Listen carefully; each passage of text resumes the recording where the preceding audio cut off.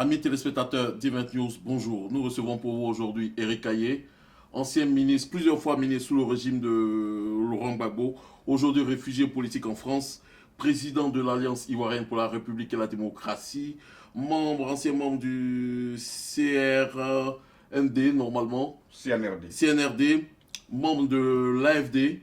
Nous allons parler avec vous de la situation sociopolitique en Côte d'Ivoire. Bonjour Monsieur Eric Kaye. Bonjour, M. Oro. En tant que président de l'Alliance politique ivoirienne, de l'Alliance ivoirienne pour la République et la démocratie, le président Pascal Affi N'Guessan est de passage à Paris. Vous l'avez rencontré, quelle a été la nature de vos échanges? Bien sûr que j'ai rencontré le Premier ministre Pascal Affi N'Guessan parce que j'étais membre de son gouvernement de 2001 à 2002 et c'était ne pas le rencontrer qu'aurait été l'accident. Et nous avons échangé donc de la situation politique en Côte d'Ivoire. Nous avons,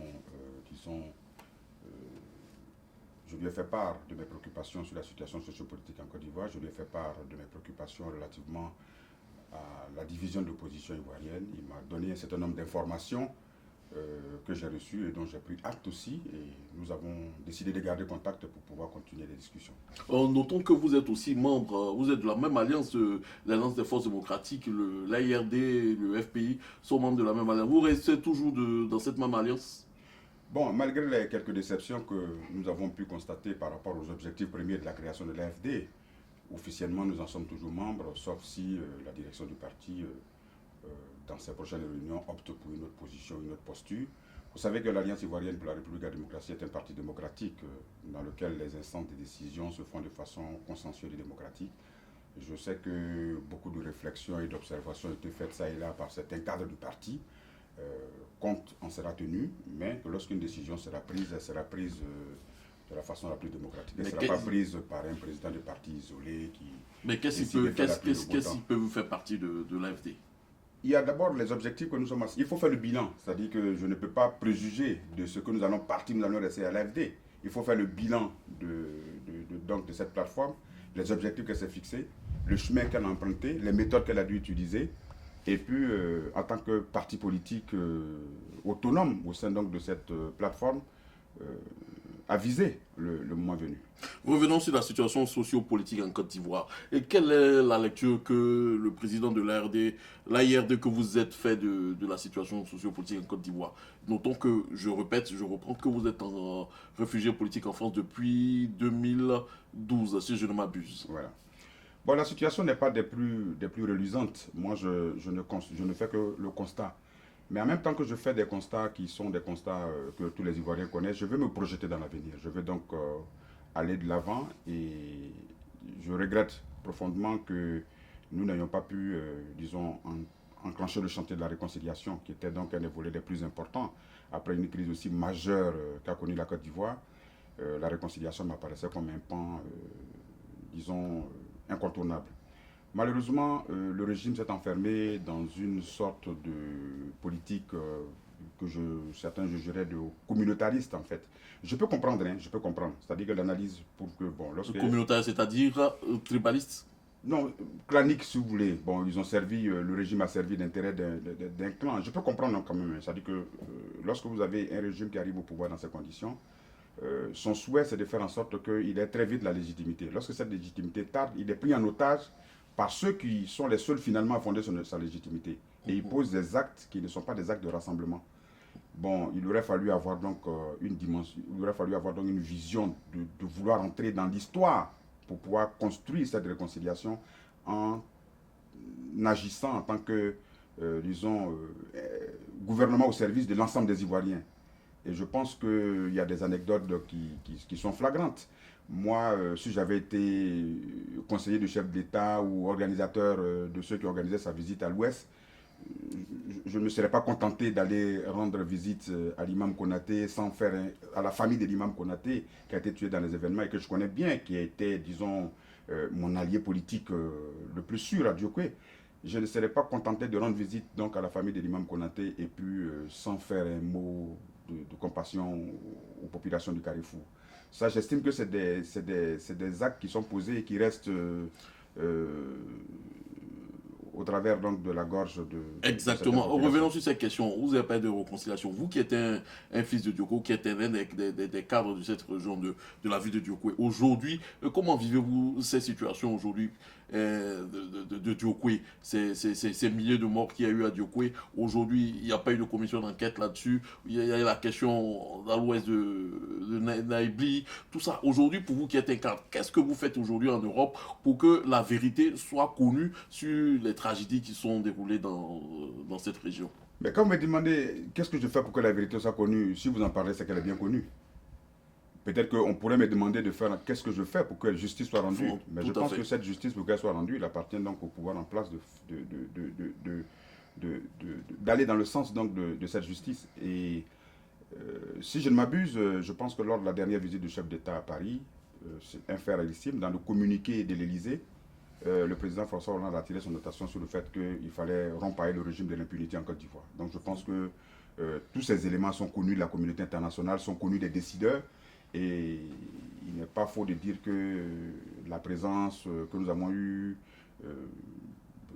au cours de cet exil, le travail des jeunes patriotes sur les réseaux sociaux, des intellectuels, des cadres, des organisations de défense des droits de l'homme ont porté leurs fruits. Amnesty International a largement documenté les événements de Diokoué. Donc ce ne sont pas des événements qui ne sont pas connus. Ils sont connus, mais nous espérons que justice sera faite dans le cadre donc de la réconciliation. Et que la compassion est un élément de solidarité dans un pays comme la Côte d'Ivoire. C'est-à-dire on ne demande pas, moi je ne demande pas de couper des têtes, parce que de toutes les façons, je vous ai dit au début de cet entretien que je me projette dans l'avenir. Et qu'il ne faudrait pas que le peuple, les populations de Diokoué, toutes ethnies confondues, rentrent dans le piège de la rancune, de la vengeance, comme on l'a vu en Côte d'Ivoire depuis 2011. Mais vous qui énoncez que Alassane Ouattara a dirigé ou dirige ce pays avec son clan, est-ce que vous ne pensez pas que c'est une situation qui est susceptible de créer, comme vous le dites, des ressentiments dans la population? Oui, mais le ressentiment, il existe. Mais je pense qu'il n'est pas trop tard de réparer. Parce que quand on vous dit Ayopou Gonko Abidjan est sous vibreur, c'est symptomatique d'une situation. C'est-à-dire que sous vibreur, les gens, quand ils disent bon, ça dit que la personne reste impuissante devant l'injustice qu'elle subit, mais elle garde en elle, disons, ce ressenti. Et au risque de me répéter, nous qui faisons des critiques en général, il ne faut pas qu'on nous perçoive comme les ennemis d'un régime. Cette perception est tout à fait erronée parce que c'est comme si vous dites je m'avais sur un ring de football, je vais, disons, préparer mon combat et puis j'ai donc un sparring partner qui va m'aider à me battre. Lorsqu'il vous aide à vous battre, vous estimez que il ne doit pas pouvoir se défendre. Nous, les critiques que fait l'opposition, toute opposition reste responsable, les critiques qu'elle peut faire à un régime devraient plus permettre de s'améliorer. Et l'ambition de tout homme d'État, c'est de rentrer dans l'histoire par la grande porte. Et l'occasion était donnée en Côte d'Ivoire de rentrer dans l'histoire par la grande porte en tapant du poing sur la table pour dire non, je suis en fin de compte le président de tous les Ivoiriens. Il s'est passé des choses dans ce pays qui sont des choses graves. Tournons la page, allons de l'avant, construisons ensemble, bâtissons ensemble.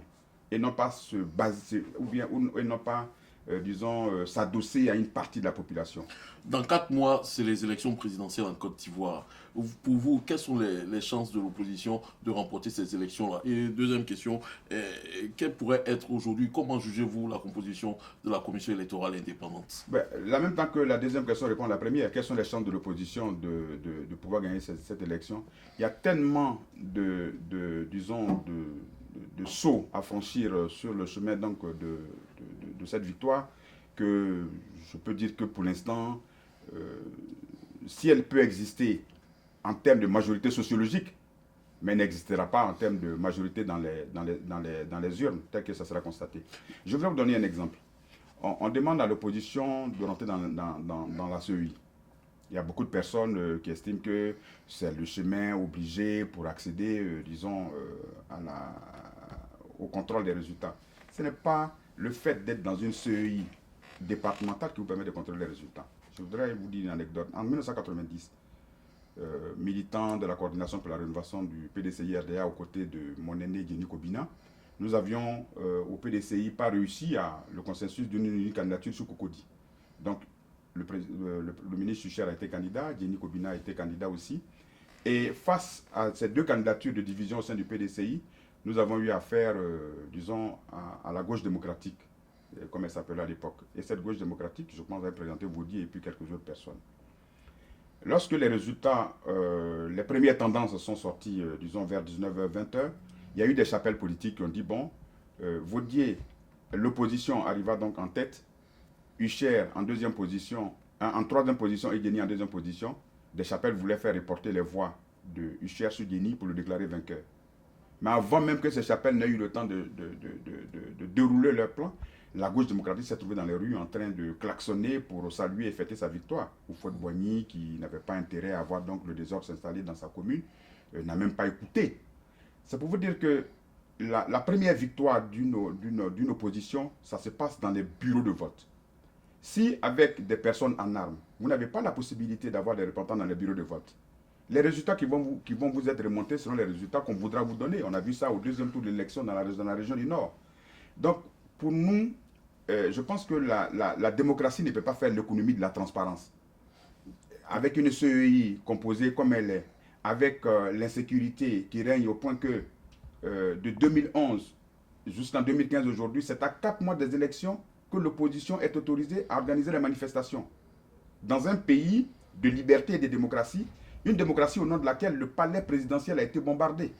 Est-ce que vous pensez que on a besoin de faire une réunion avec le gouvernement pour dire à l'opposition, vous pouvez maintenant manifester à 4 mois et après les élections, il va se passer. Revenons sur la question de la CEI dont on parlait tout à l'heure. Vous avez dit qu'il n'était pas suffisamment, qu'il serait important que les partis politiques soient présents beaucoup plus dans le bureau de vote. Pourtant, vous, l'AIRD, l'alliance à laquelle vous appartenez, l'AFD, a un représentant au sein de la CEI. Donc vous partagez certainement. Vous êtes certainement d'accord avec la proposition de la Commission électorale indépendante actuelle. Ben, vous savez, lorsque vous êtes dans un processus politique et que vous êtes au sein d'une plateforme, votre avis peut être mis en minorité par, disons, la majorité. C'est ce que donc vous n'étiez pas d'accord pour entrer à la CEI. Maintenant, vous avez suivi un peu les conditions dans Vous étiez d'accord pour entrer à la CEI ou pas? En tant que président de l'AIRD, oui. La CEI dans sa composition actuelle ne nous convient pas. Et mieux, l'AFD, dans sa dernière déclaration, a estimé que cette composition n'était pas normale. C'est la dernière déclaration officielle de l'AFD. Maintenant, sur le terrain, quand il s'est trouvé que l'AFD a eu des représentants au niveau de la commission électorale indépendante, ça fait partie tout à l'heure de ce que j'appelle le bilan qu'on pourra donc faire pour savoir qu'est-ce que nous faisons. Si vous restez ou vous sortez de l'AFD. Bon. Revenons sur un point essentiel aujourd'hui. Sur la question des élections présidentielles, il y a beaucoup de l'opposition qui parle de l'éligibilité d'Alassane Dramane Ouattara. Pour vous, aujourd'hui, au sein de l'ARD, comment jugez-vous la candidature du président actuel de la Côte d'Ivoire? Nous n'avons pas... Moi, je ne me suis pas fixé sur, disons, cette question d'éligibilité ou non. Je pense qu'il y a des instances compétentes dans le pays pour l'apprécier.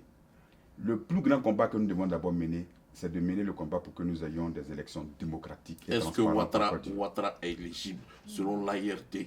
Est-ce que Ouattara est éligible? Est-ce qu'il peut être candidat aujourd'hui? Parce qu'en 2010, il a été candidat de manière exceptionnelle.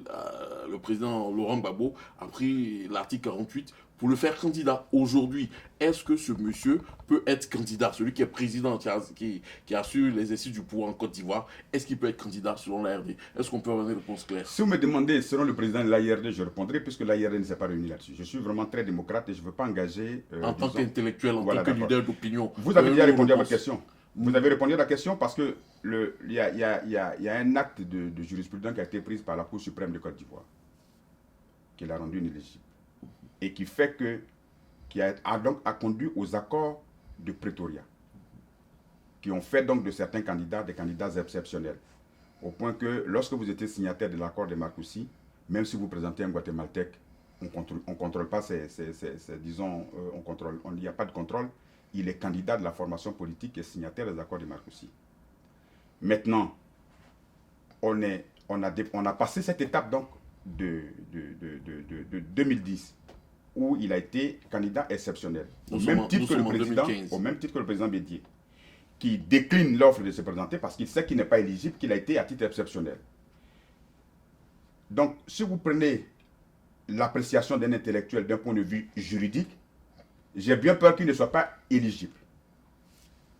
Maintenant, est-ce qu'à l'intérieur de cette peur-là et à l'intérieur de ce constat, un arrangement politique peut être fait de façon à ce que la Côte d'Ivoire soit à l'abri Un de arrangement soubresauts? politique face à la loi fondamentale de la Côte d'Ivoire. On en a vu un en 2010. Hein. Donc, quand le président Bédier vous dit par exemple que je En souhaite à 2010, l'intérieur... c'était quel arrangement politique? Mais c'est l'accord de Pretoria. Pretoria, ouais. Mhm.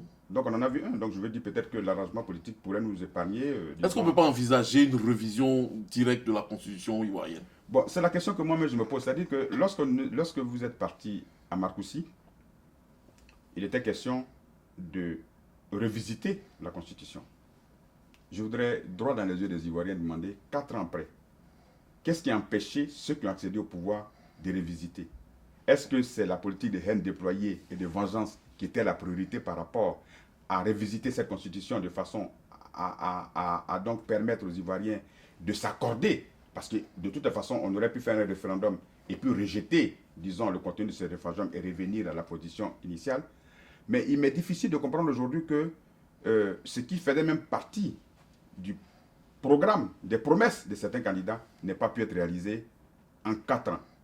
C'est la question qu'on se pose en fait. Est-ce que c'est, disons, une situation qui tente à montrer qu'on n'a pas privilégié l'intérêt de la nation et qu'on a privilégié l'intérêt d'un clan? Parce que le minimum qu'on aurait pu faire pour soi-même d'abord, pour le pays, pour rassembler les Ivoiriens, c'était de revisiter cette constitution comme le pouvoir en avait le droit, puisque cela découlait d'un accord. Mais grande a été la surprise de certains observateurs de se rendre compte que cela n'a pas été fait pendant 4 ans. Et aujourd'hui encore, on arrive au bout du rouleau, on a 4 mois des élections, et nous sommes en train de nous poser des questions par rapport donc à cette situation. C'est vraiment regrettable. Pour finir, 2 dernières questions. Un de vos anciens alliés au sein du CNRD, le FPI, est aujourd'hui divisé. Il y a le FPI-L Afin Guessan, FPI-L Aboudraman Sangaré. Aboudraman Sangaré, c'est Gbagbo ou rien. Afin Guessan, Gbagbo et nous, vous vous situez à quel niveau?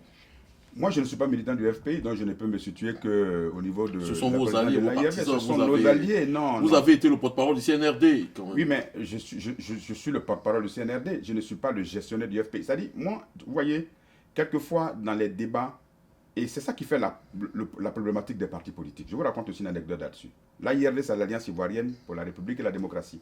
Il se trouve des voix qui s'élèvent pour dire, ah, si l'AIRD, c'est l'Alliance pour la République, alors il doit pouvoir soutenir tout régime qui est au pouvoir. Non, ça veut dire que ces gens n'ont même pas compris ce que c'est que la République.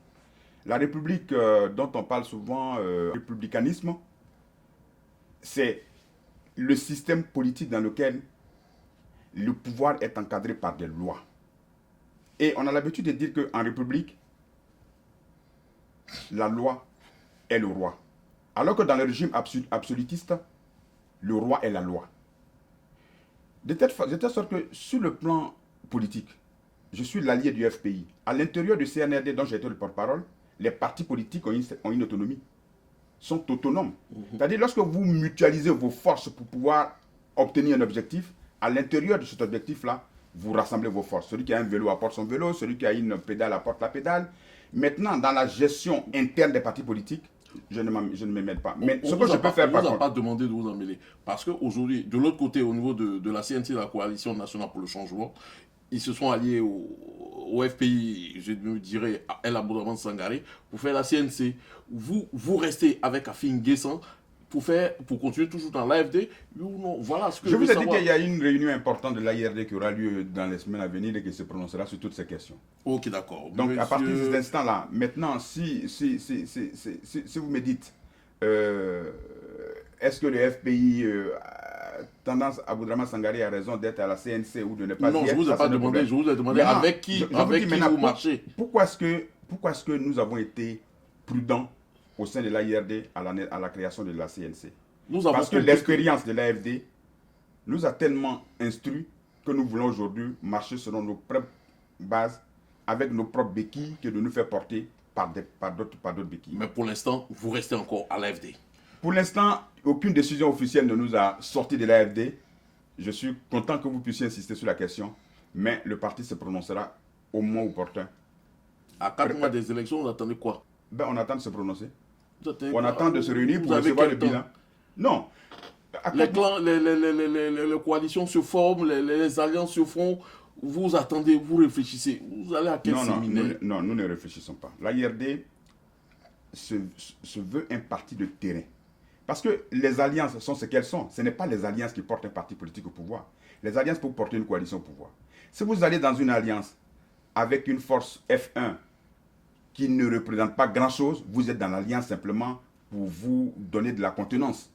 Or, nous voulons participer aux alliances en étant un parti politique responsable et fort sur le terrain.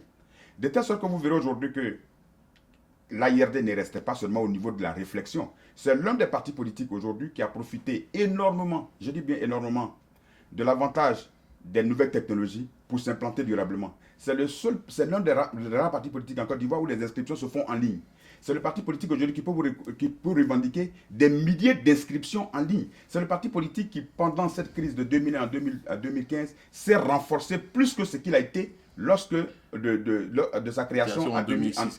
Merci, M. Eric Kaye. Nous allons poser la toute dernière question. Vous êtes en France depuis 2012. Entre-temps, avez-vous rendu visite au président Laurent Gbagbo? Je suis en France dans le cadre d'un pays qui a ses règles et qui a ses contraintes. Jusqu'au 9 juin dernier, il n'est pas possible de sortir du territoire pour lui rendre visite. Maintenant, c'est chose faite. Ma demande a été transmise, c'est ce qui vous intéresse. Mais bien qu'elle ne lui ait un rapport à une visite, je pense que j'ai été de ceux qui sont restés le plus en contact avec le président Laurent Gbagbo. Vous vous souvenez de ma lettre que je lui avais faite lors de l'audience de confirmation d'infirmation des charges qui a été largement diffusée par tout le monde. Vous vous souvenez aussi qu'en 2012, s'il vous plaît, lorsque le PPT a été obtenu, j'ai fait une déclaration qui m'a valu un mandat d'arrêt.